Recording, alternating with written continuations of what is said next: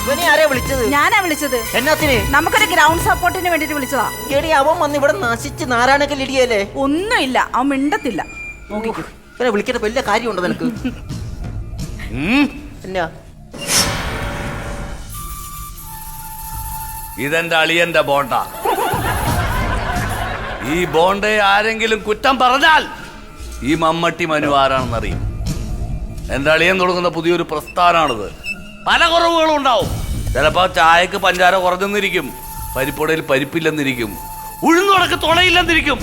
പക്ഷേ എന്റെ അളിയന്റെ ബോണ്ടയെ അധിക്ഷേപിച്ചാൽ ഈ മമ്മട്ടി മനു ആരാണെന്നറിയാം. അളിയനിങ്ങി വന്നേ. അളിയൻ എന്റെ ബോണ്ടയെ ബൂസ്റ്റ് ചെയ്ത് സംസാരിക്കാൻ വേണ്ടി വന്നാണോ അതോ ഉദ്ഘാടനം കൂടാൻ വേണ്ടി വന്നാണോ?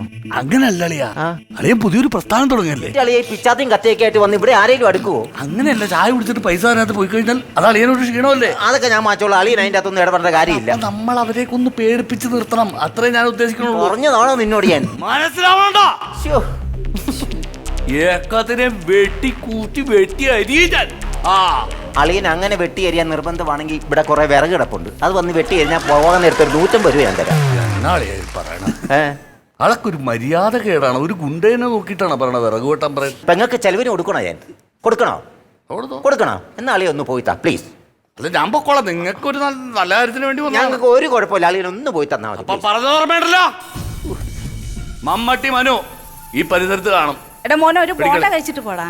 വേണ്ട, എനിക്ക് കുറച്ചു കാലം കൂടി ജീവിക്കണം.